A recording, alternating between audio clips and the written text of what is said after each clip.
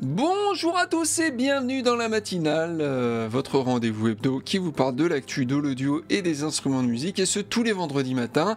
Et ce vendredi là, c'est le vendredi post-NAMM. Là, on reprend ses esprits un peu, on souffle, mais pas trop non plus, parce que l'actu de l'audio et des instruments de musique ne s'arrête jamais. C'est comme ça. Voilà.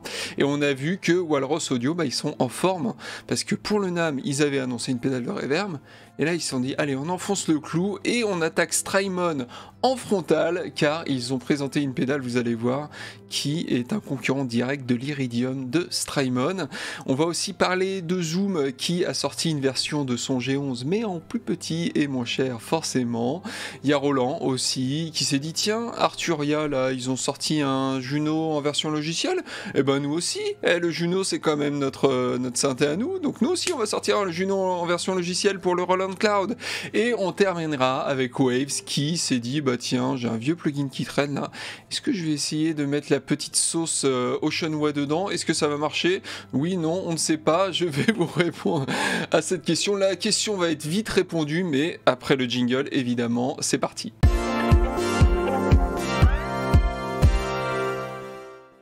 Désolé pour cette intro un petit peu confuse, mais bon voilà, je suis fatigué avec le NAMM, tout ça, toutes les vidéos de la semaine dernière, que voulez-vous.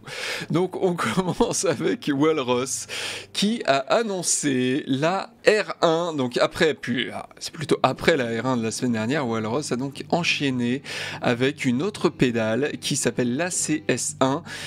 Et cette fois-ci, c'est une simulation d'ampli, et clairement, c'est une Iridium de Strymon, mais à la sauce Walrus, car elle partage pas mal de ses fonctionnalités.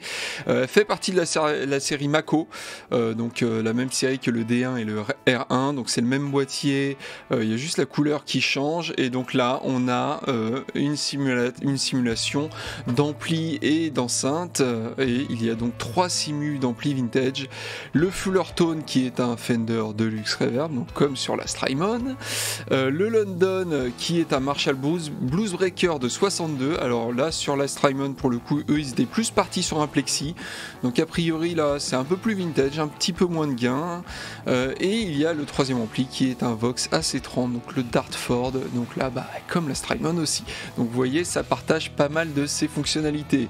Pareil, on a un égaliseur 3 bandes, un réglage de gain et de volume, et pour les enceintes il y a 6 réponses d'impulsion incluses, faites par Walrus Audio eux-mêmes. On rappelle que Strymon, eux, pour l'Iridium, ils avaient fait appel à des éditeurs d'IR connus, donc il est aussi évidemment possible de charger ses propres IR, et d'ailleurs ça se fait via le site walrusaudio.io. Il n'y a rien à installer pour charger ses IR, ça c'est plutôt pas mal je trouve de ne pas avoir installé des logiciels, parce qu'il y a forcément un moment où son ordinateur il n'en peut plus d'avoir plein de logiciels installés, donc là il y a juste un site internet à visiter. Alors évidemment si vous n'avez pas internet, ou si votre internet a sauté, vous l'avez dans l'os, mais bon voilà c'est comme ça. Donc comme l'Iridium, il y a aussi un potard de room qui simule le fait que vous placiez l'ampli dans une pièce de studio plus ou moins grande. On peut sauvegarder 3 presets sur la pédale, mais il y en a 128 qui sont accessibles via MIDI. Il y a un boost avec un foot switch dédié, pas un foot switch, qui permettra de passer à un autre niveau de gain et ou de volume. Donc c'est pas vraiment un boost en plus, c'est juste un preset dans le preset finalement, un preset de gain et de volume. La pédale fonctionne en 9 volts 300 mAh. Il utilise des DSP Shark, tiens donc comme chez Universal Audio, voilà la vidéo que j'ai sortie hier, et du ARM aussi, voilà d'où le nom Mako, d'ailleurs je crois que Mako ça vient de là, c'est un DSP open source, il me semble bien le Mako.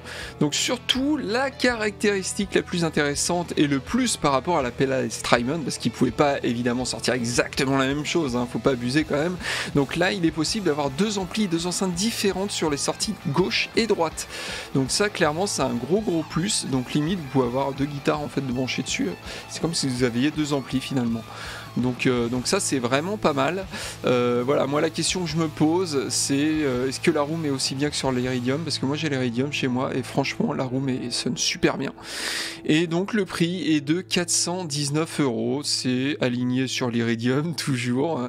Strymon, vraiment j'aimerais pas être à leur place en ce moment parce qu'ils sont attaqués de tous les côtés entre Universal Audio hier et Walrus Audio aujourd'hui, ça va pas être simple. D'ailleurs ils ont publié, c'est assez drôle, sur Instagram il y a quelques jour, voilà, des graphiques qui voulaient quand même rappeler qu'ils avaient la plus grosse quand même, hein, et que leur Iridium, c'était la seule à fonctionner en 96 kHz, que c'était les seuls à utiliser des IR de 500 millisecondes et qu'ils étaient les seuls aussi à utiliser 48 points dans leurs IR. Donc voilà, c'était assez rigolo de voir ça sur leurs réseaux sociaux. Genre, n'oubliez pas les gens, hein, quand même, notre Iridium, c'est la meilleure, hein, quand même. Donc voilà, mais bon, je pense que ça doit pas être simple pour Strymon en ce moment. On continue avec Zoom, le constructeur japonais, qui a annoncé le multi-effet G6, qui sort donc un an après le G11 sorti donc l'an dernier. Et donc c'est un multi-effet qui possède, comme le G11, un écran tactile, la possibilité de charger des réponses impulsionnelles et un nouveau processeur évidemment, mais il est plus compact et moins cher, il coûte 399 €, il pèse moins de 2 kg et surtout, chose intéressante, il s'alimente en 9 volts 500 mAh, donc il n'y a pas besoin, vous pouvez l'alimenter avec une alimentation classique de pédale, pourvu qu'elle puisse fournir 500 mAh, mais ça c'est pas trop difficile à trouver. On peut avoir 9 effets en même temps, ou 7 plus une simulation d'ampli, donc c'est comme si la simulation d'ampli prenait 2 slots d'effets. Il y a 6 foot switch plus une pédale d'expression, il y a une entrée audio USB avec 2 entrées-sorties intégrées, on peut jouer des patterns rythmiques et choisir parmi 68 motifs rythmiques, il y a un looper de 45 secondes que l'on peut étendre jusqu'à 2 heures avec le lecteur de carte SD. C'est compatible avec Zoom, Guitar Lab et aussi l'appli smartphone si on branche un adaptateur Bluetooth qui reste optionnel malheureusement.